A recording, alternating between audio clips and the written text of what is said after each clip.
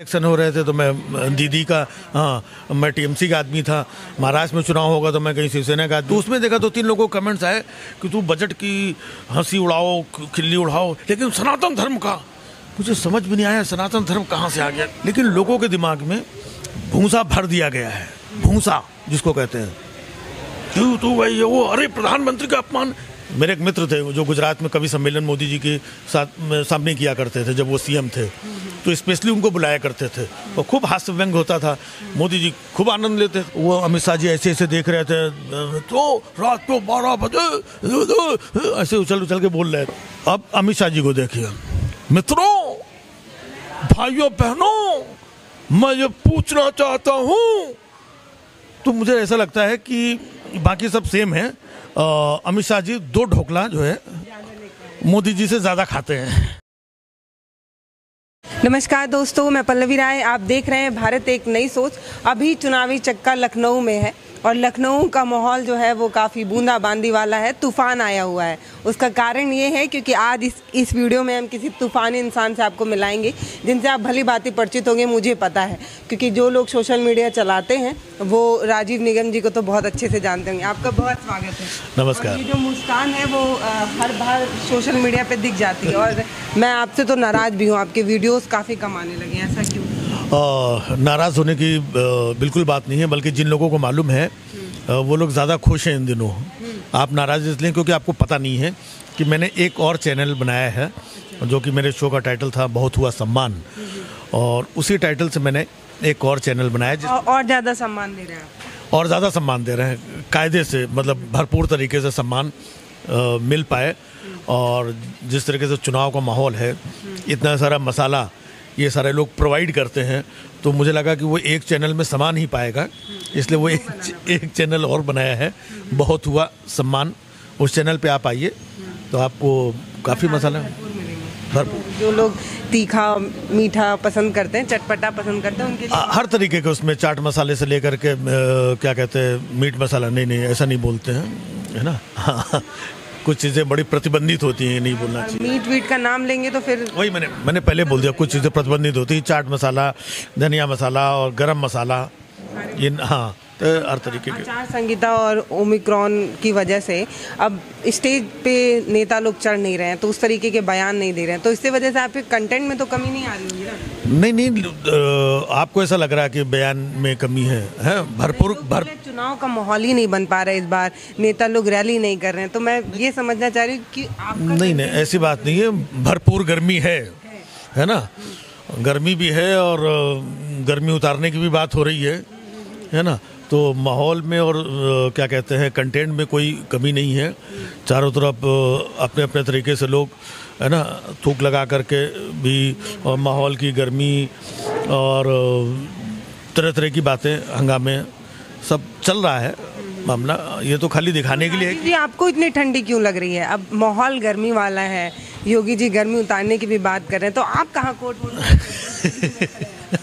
नहीं, इसीलिए क्योंकि भैया मतलब हम ऑलरेडी मतलब ठंडी के उसमें है ना, ना तो अपने अंदर गर्मी है, मतलब देख लो भैया पूरा पहने हुए, अंदर भी पहने हुए हैं, हम ठंडी में है, कोई गर्मी अरमी नहीं है जिसके अंदर गर्मी मत उतारिएगा। हाँ, तो जो हाफ टी शर्ट में घूम रहा हो या जिसके कहीं गर्मी हो उसकी उतारिएगा, तो हम बता देते हैं कि भाई हम बहुत सीजन का भी पालन करने वाले हैं और बाकी चीज़ों को तो पालन कर ही रहे हैं। थोड़ा अगर पीछे जाएं तो 300 रुपये लेके अपने घर से निकले थे, सपने आपके काफ़ी बड़े थे, काफ़ी स्ट्रगल देखा आपने और आज यहाँ तक पहुँचे हैं। कैसी रही आपकी ज़िंदगी? देखिए हमेशा बड़ी मज़ेदार होती है, ख़ास तौर से तब जब हम पीछे मुड़ करके देखते हैं। एक समय ऐसा था जब आप लोगों से रिक्वेस्ट करते थे, भाई मेरा सुन लो थोड़ा, लेकिन लोग नहीं सुनना चाहते थे। वही कह रहे हैं, ढूंढते हैं आप। ज़िंदगी बड़ी मज़ेदार लगती है जब आप पीछे मुड़ करके देखते हैं। एक वक्त, एक दौर था जब शुरुआत किया, लोग नहीं जानते हैं आपको, आप क्या करते हैं क्या नहीं करते हैं, तो लोगों से रिक्वेस्ट भी करना, यही चुनाव का टाइम है। तब उस वक्त साइकिल के जो रिक्शे होते थे उसमें आगे भोपू लगा करके, भाई फलाने पे मुहर लगा करके भारी मतों से विजयी बनाए, तो रिक्शे पे जो है बैठ के किया है। ये मैं करता था क्योंकि माइक और तो कहीं मिलता नहीं था। कोई स्टेज पे इधर उधर इतना माइक नहीं मिलता, तो जहाँ पे माइक मिल जाए कई बार लोगों के घरों में रामायण होती थी ना माइक में, है ना, तो वहाँ जाके बीच में हेलो हेलो बोल के भाग आते थे। से इतना प्यार था आपको? तो वो माइक से जो प्यार मोहब्बत जनरेट हुई, वही प्यार मोहब्बत धीरे धीरे अलग अलग तरीके से जर्नी करते हुए यहाँ तक लेकर के आई। बहुत बेहतरीन। उस समय में काफ़ी कठिनाई होती थी क्योंकि हमारे पास उतने सोशल मीडिया संसाधन नहीं थे, तो हमें किसी बड़े घराने जाना होता था, वहाँ सिफारिश चलती थी, उसके बाद एक बार मौका मिलता था। आपने तो काफ़ी देखा है, मैंने नहीं देखा है, आपने तो काफ़ी देखा है। तो अब तो आसान है, सोशल मीडिया में आप आए हैं, अपना कंटेंट आप बना रहे हैं, लोग पसंद कर रहे हैं, तो ज़्यादा दिक्कत सही? नहीं, बिल्कुल सही है। सब दौर का मामला होता है, वो दौर था तब शायद बहुत ज़्यादा डिसिप्लिन था और छोटे काम को लोग बहुत ज़्यादा मजबूती से, बहुत ज़्यादा मेहनत से, बहुत ज़्यादा तैयारी से करते थे, है ना, क्योंकि काम कम होता था, शोर सिफारिश से मौका मिलता था, तो आपको लगता था कि हम पूरी जान इसी में झोंक दें। और आजकल इतने सारे प्लेटफॉर्म हो गए हैं, है ना, तो लोग इंस्टेंट सब काम करने लगे हैं, तो वो दौर वैसा था। अभी का इंस्टेंट वाला है। और अच्छी बात यह है कि अब हमें किसी के पास जाने की ज़रूरत नहीं है। मैंने बहुत सारे टीवी शोज़ में काम किया और फिर धीरे धीरे ऐसा हुआ कि जब मैं टीवी पे काम करता हूँ, अपनी स्क्रिप्ट मैं खुद लिखता था, तो वहाँ पे चैनल के लोग आ जाए, प्रोडक्शन हाउस के, नहीं सर ये वाला काट दीजिए, नहीं ये मत रख, नहीं ये कैसे आपने लिख दिया, नहीं ये वाला, ये मत लिखो, शो बंद हो जाएगा। हाँ वही शो बंद हो जाएगा। तो फिर बड़ी मुश्किल से उनके कहने पे हमने सब कुछ काट कूट करके जो थोड़ा सा बचा वो परफॉर्म किया। पता चला एडिट में वो भी कट गया। ऑन एयर जब टीवी देखने बैठने वाला वो वाला कहाँ गया ये, तो हमने कहा टीवी को नमस्कार। और टचवुड अपना प्लेटफॉर्म चीज़ें हैं, लोग पसंद कर रहे हैं, देश दुनिया, अमेरिका, कनाडा, लंदन तक, है ना, बाहर दुबई, हिंदुस्तान के कोने कोने में लोग वीडियो देखते हैं, अच्छी बात को पसंद करते हैं, प्यार मिल रहा है, और क्या चाहिए। प्लेटफॉर्म कोई भी तो नहीं पसंद करते हैं राजीव जी, आप अपने कमेंट्स पढ़ते हैं? तो सब तो किसी को पसंद नहीं करते हैं, आप मुझे बताइए। सब तो कोई भी शख्स आप देख लीजिए, किसी की भी, है ना, अगर चाहे हम पॉलिटिकल पार्टी की बात करें, कांग्रेस को सब पसंद करते हैं, भारतीय जनता पार्टी को सब पसंद करते हैं, समाजवादी पार्टी को सब पसंद करते हैं। तो लेकिन आप पे तो ऐसे आरोप लगते हैं कि भाई आप तो सपाई या कांग्रेसी हैं, तभी आप योगी जी और मोदी जी से नाराज रहते हैं, ऐसा लेबल नहीं, लोग डिसाइड ही नहीं कर पाते हैं। हाँ, कि कभी कांग्रेसी कभी सपाई। अभी बंगाल के इलेक्शन हो रहे थे तो मैं दीदी का, मैं टीएमसी का आदमी था। महाराष्ट्र में चुनाव होगा तो मैं कहीं शिवसेना का आदमी हो जाऊंगा। दिल्ली में चुनाव होता है तो आम आदमी पार्टी का टैग। तो ये जो टैग देने वाले वो आज तक उनको क्लियर ही नहीं है ना। तो जब जैसा मौका देखते हैं जिसमें उनको खुशी मिलती है वो टैग दे देते हैं, खुश रहते हैं। बाकी आप कभी निराश होते हैं ऐसे कमेंट से कि मैं तो सही बताने की कोशिश कर रहा हूँ लेकिन सामने वाला समझ ही नहीं रहा है, ऐसा कभी निराश?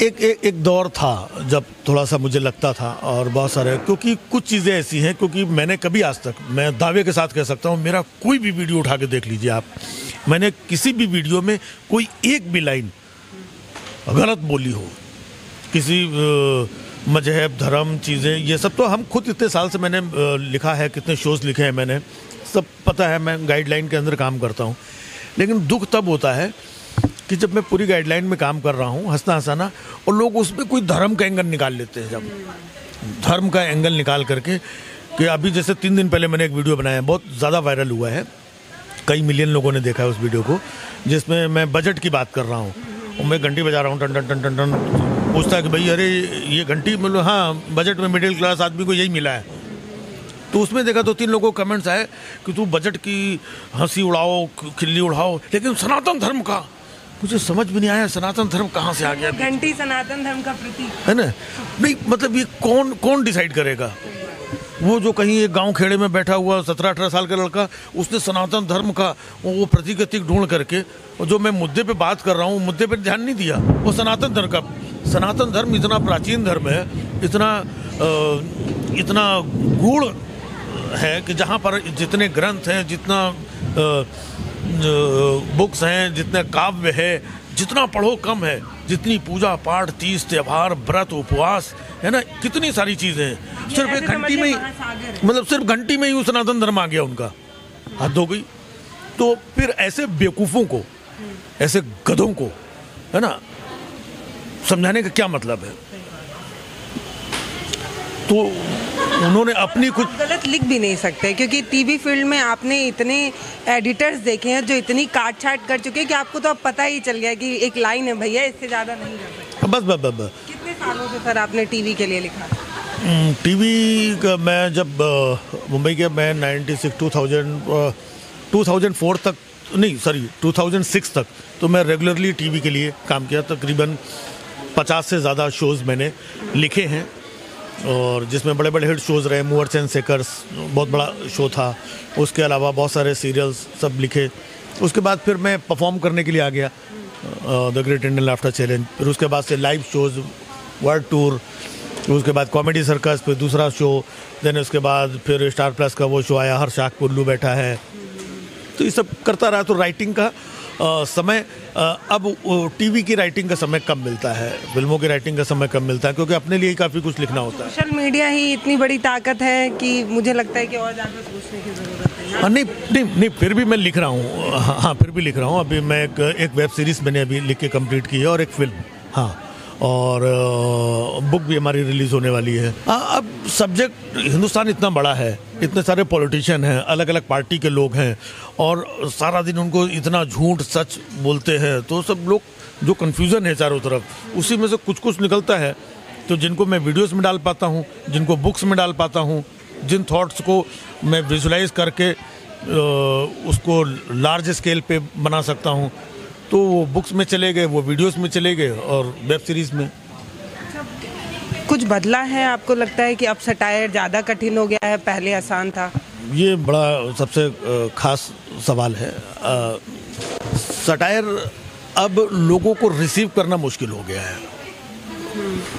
कुछ लोगों को, सबको नहीं, क्योंकि अगर सबको मुश्किल होता तो आज शायद चल ना पा रहा होता। लेकिन लोगों की क्षमता कम हुई है, क्योंकि जैसे मैंने बताया, मैं घंटी की बात कर रहा था, वो सीधा पहुंच गया सनातन धर्म में। बोले सनातन धर्म का मजाक कर रहा हूँ। अरे घंटी हमारे दरवाजे पे भी होती है, डोरबेल होती है, ये होता है वो, तो उसका कोई मतलब ही नहीं है। झुंझुना, अब हमको घंटी हमने इसलिए बजाई क्योंकि एक्चुअली झुंझुना मिला है बजट में। अब झुंझुना हमको कहीं मिल नहीं रहा था, घंटी मिल गई, हमने घंटी बजा ली घर में। हाँ, घर में पूजा घंटी, तो वो सिंबल के लिए, उसको उस एक्ट को ये करने के लिए। हमारे तो दिमाग में भी सनातन धर्म नहीं है, तो मतलब लोग कितने खाली बैठे हैं जो ये नहीं समझ पा रहे, तो वो सटायर और व्यंग क्या समझेंगे। तो जो जाहिल लोग जो व्यंग को समझते ही नहीं हैं और वो कमेंट्स करने आते हैं, क्रिटिसाइज करने आते हैं, तो उसमें थोड़ी सी भाई तू समझ तो ले, समझ ले सामने वाला कहना क्या चाहता है। फिर उसमें आसानी से कि भाई ये चीज़ गलत है या ये सही है। कभी भी गलती किसी से भी हो सकती है। सहनशील हुआ करते थे, मैं देखती हूँ सटायर समझते थे कि ये सटायर है। अब आप अगर सटायर कर रहे हैं तो उनको लगता है कि आप तंज कर रहे हैं सामने वाले पे। वही है, नहीं वो उनके अंदर लही नहीं, क्योंकि ये सब नकली लोग हैं। जब होता है ना कि नकली, अंदर से बॉडी नहीं है उनकी, लेकिन उन्होंने इधर से उधर अंदर पैड वैड लगा करके, टी शर्ट पहन करके ऐसे बॉडी बना के घूम रहे हैं। अब उनके सामने कोई आ जाएगा, है ना, तो उनको लगता है यार तो हैवी आदमी है।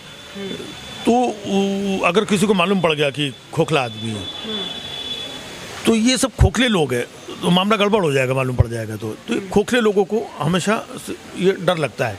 जबकि व्यंग आप देखिए, जब मैं मूवर्स एंड शेकर्स लिखता था, अटल जी हमारे देश के प्रधानमंत्री थे, और प्रधानमंत्री होते हुए हर दिन उनके ऊपर जोक्स, शेखर सुमन साहब मैं लिखता था, वो परफॉर्म करते थे, हर दिन उनके ऊपर जोक होते थे।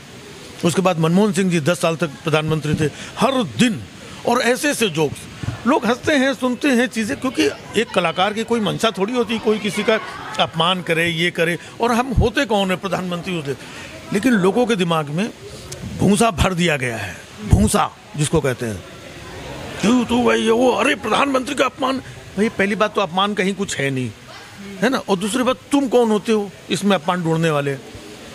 हमारे प्रधानमंत्री ने कभी भी आज तक कभी कुछ रिएक्ट आपको मेल करके उन्होंने नहीं कहा कि मैं आपके सटायर से नाराज हूँ? नहीं, ना मुझे मेल करके, ना किसी को भी आज तक किसी को नहीं बोला। बल्कि उनके कई कमेंट्स हैं, कई उनके न्यूज़ कटिंग मेरे पास हैं, जिसमें वो कहते हैं कि समाज में हास्य व्यंग होते रहना चाहिए। एक इंटरव्यू में अक्षय कुमार जी का इंटरव्यू हो रहा था, उसमें दिखा रहे थे अक्षय जी, तो उसमें उनके कई मीम्स थे, तो वो देख के खुश हुए, उन्होंने कहा ऐसा होना चाहिए।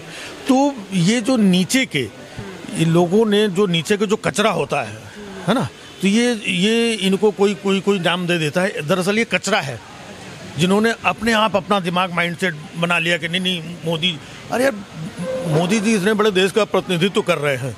मोदी जी की एक जर्नी रही है, मोदी जी ने नीचे से शुरू किया है।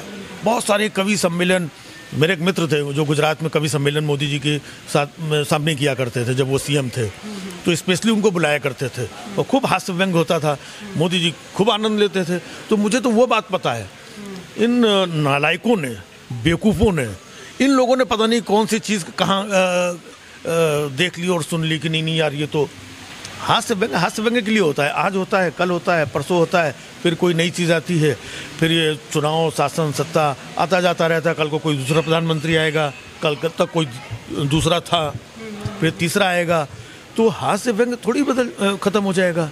इंदिरा जी थी, किसी पे हो रहा है, कल किसी और पे होगा जो मुख्यमंत्री। इंदिरा जी थी तो उस वक्त सरदार जी थे खुशवंत सिंह, है ना, वो क्या क्या व्यंग किया करते थे। हरशंकर परसाई जी थे, शरद जोशी जी थे वो टाइम के मौजूदा सरकार पे। शरद जोशी जी को देखिए, राजीव गांधी के ऊपर उन्होंने तो पूरी हास्य व्यंग की पूरी बुक लिखी हुई, लेख लिखे हुए हैं, आज भी मौजूद है। और क्या क्या लिख दिया था, लपेट दिया था। तो यार यही काम होता है।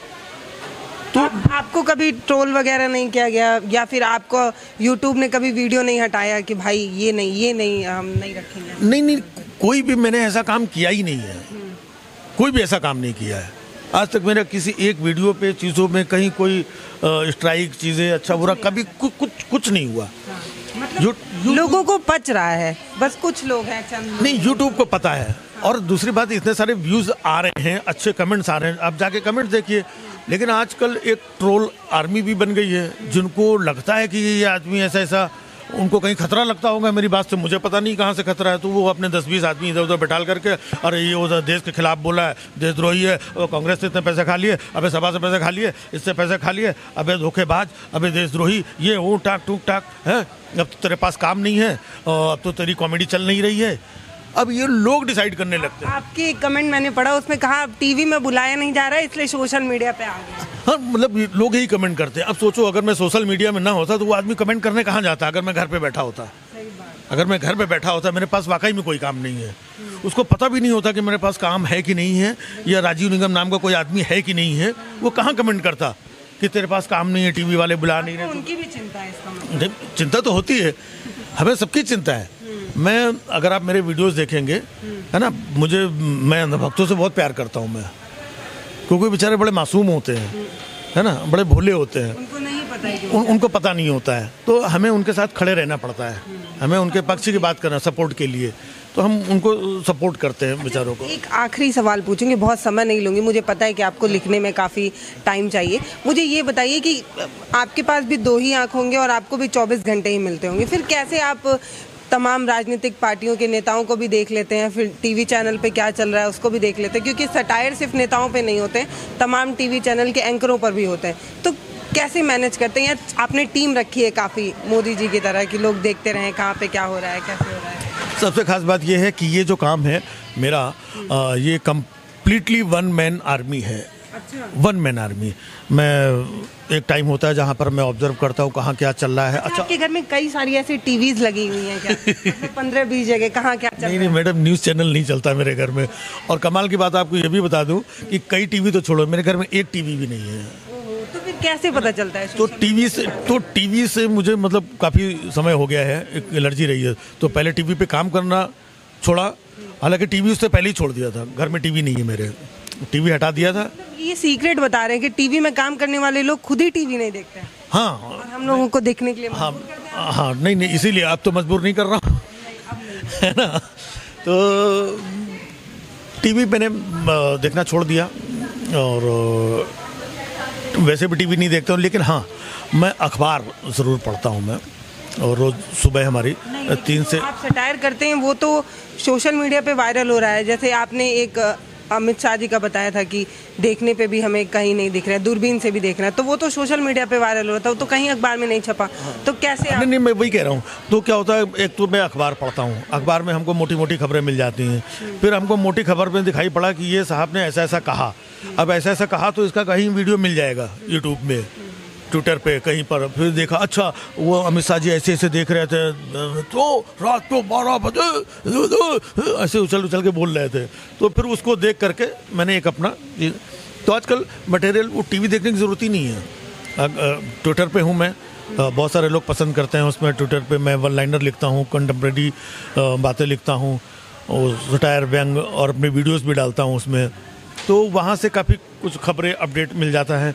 कुछ जानना होता है तो आप जाके यूट्यूब पे देख लेते हैं। बाकी की चीज़ें जैसे कोई घटना होती है या कुछ भी खास होता है ना, तो फटफट लोग वैसे ही चर्चा करने लगते हैं। जब ज़्यादा लोग चर्चा करने लगे समझ जाइए वो ट्रेंडिंग टॉपिक। हाँ, तो समझिए वो ट्रेंडिंग टॉपिक है और इसमें कुछ ना कुछ है।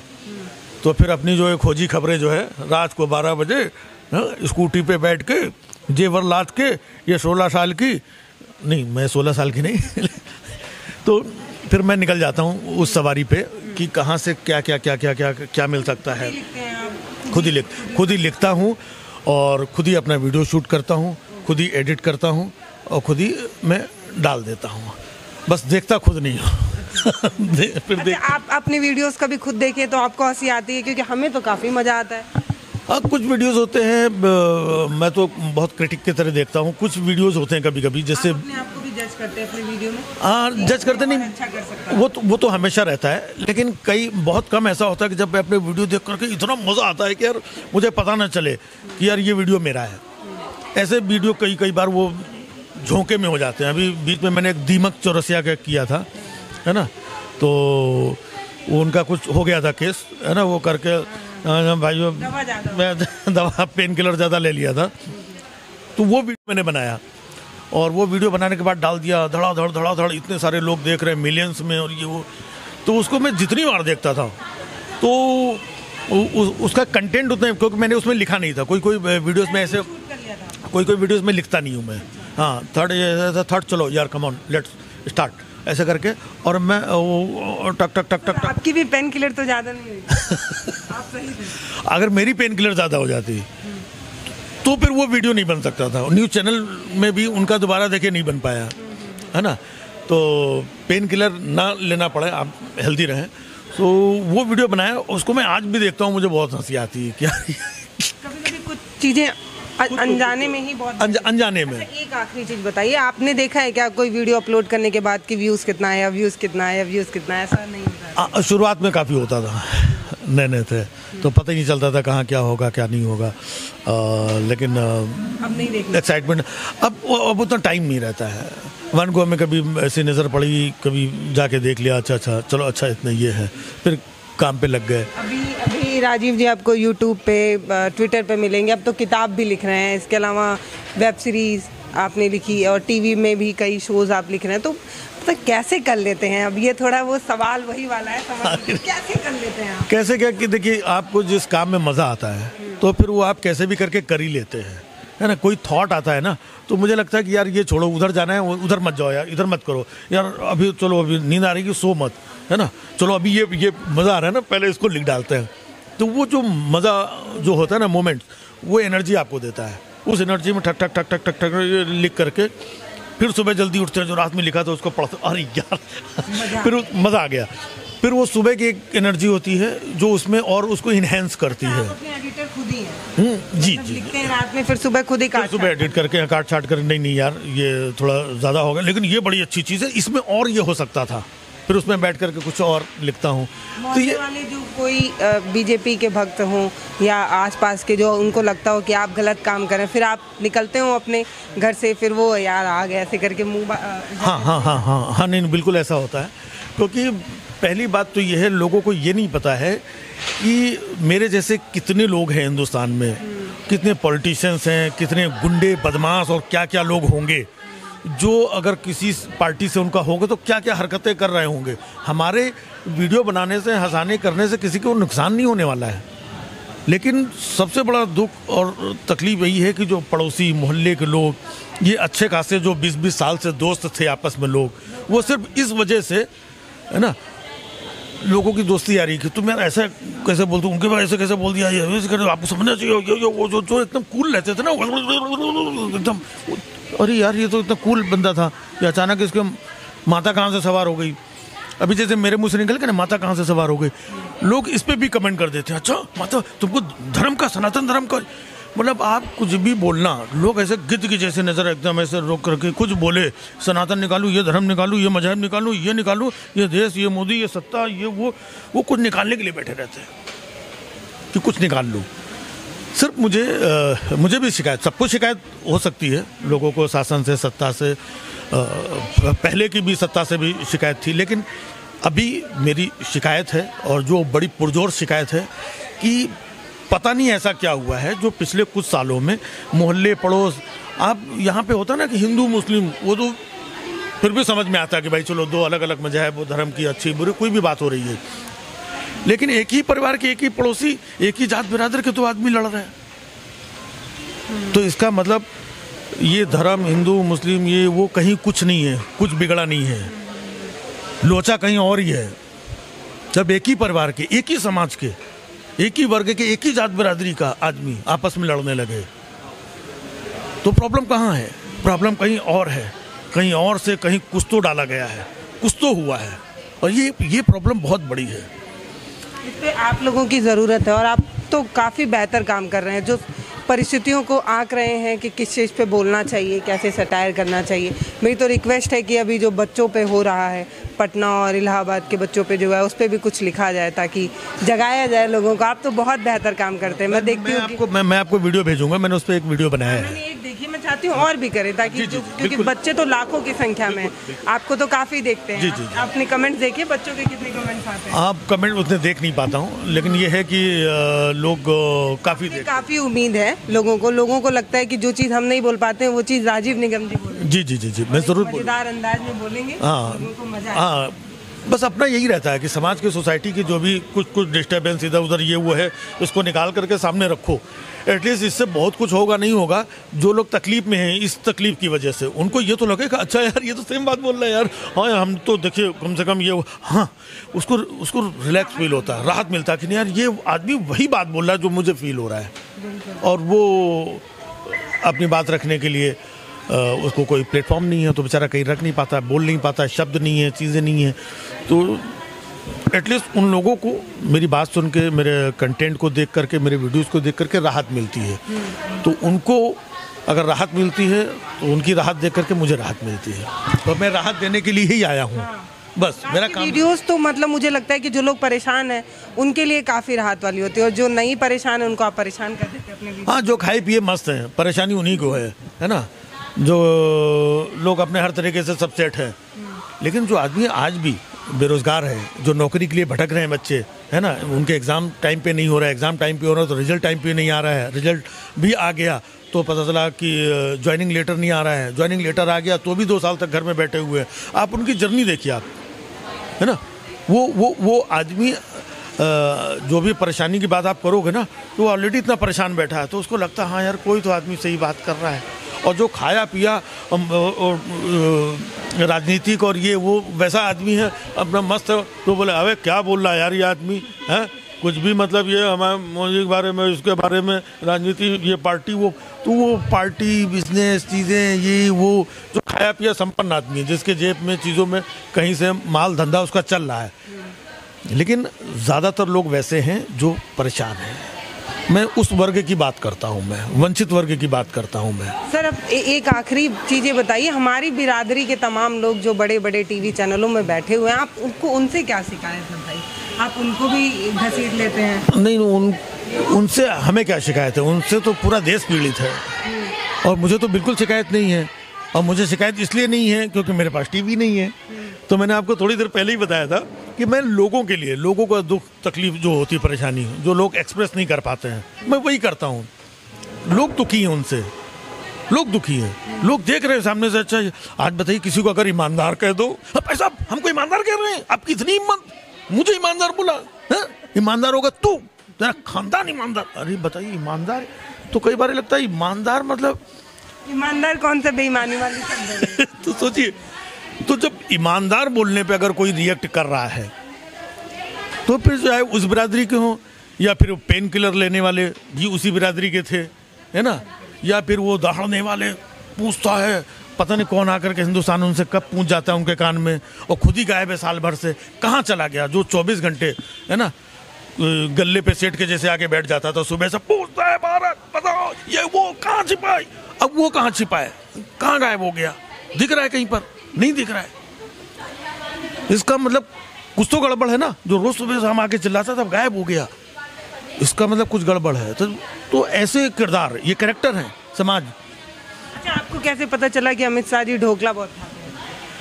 नहीं, उनकी आवाज़ से मुझे लगता है, जब वो बोलते हैं कि मोदी जी का बोलने का पैटर्न जब वो रैली में बोलते हैं, और अमित शाह जी की जो शैली है, कभी आप ध्यान से देखिएगा, ऑलमोस्ट शैली दोनों की सेम है ना, सिर्फ थोड़ा सा टोन, मतलब जैसे मोदी जी बोलते हैं भाइयों बहनों मैं पूछना चाहता हूँ मित्रों, अब अमित शाह जी को देखिए, मित्रों भाइयों बहनों मैं ये पूछना चाहता हूँ।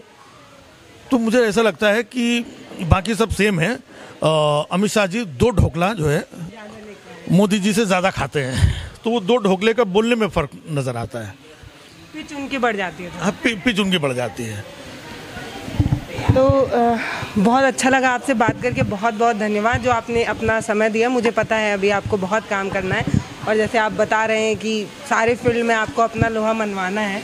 नहीं, ऐसा कुछ नहीं है लोहा मनवाना है, मुझे काम करना है, और कोशिश ये रहती है कि कोई भी काम हो वो अच्छा काम हो और लोगों को पसंद आए।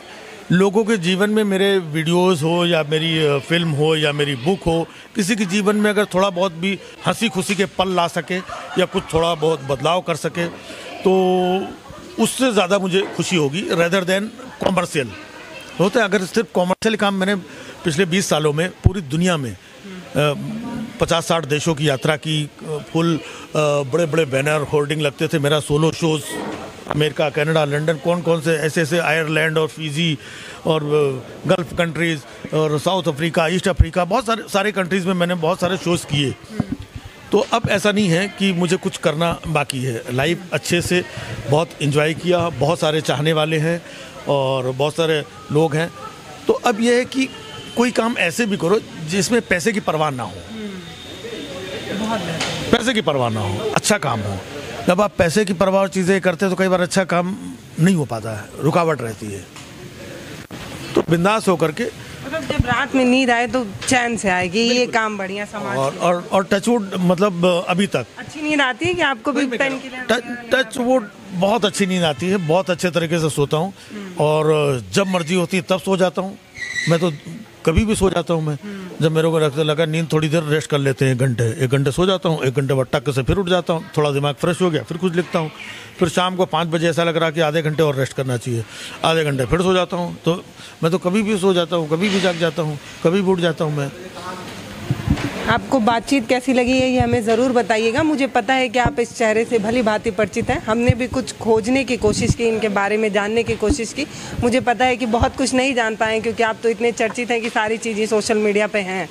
तो आपको कैसा लगा है ये हमें ज़रूर बताइएगा। नमस्कार, मैं पल्लवी राय, आप देख रहे हैं भारत एक नई सोच। बहुत बहुत धन्यवाद। हमारे वीडियो का नोटिफिकेशन पाइए सबसे पहले हमारे ऐप से। हमारे ऐप को प्ले स्टोर से डाउनलोड करने के लिए डिस्क्रिप्शन में दिए गए लिंक पर जाइए और हमारे ऐप को इंस्टॉल करिए क्योंकि ये बिल्कुल फ्री है।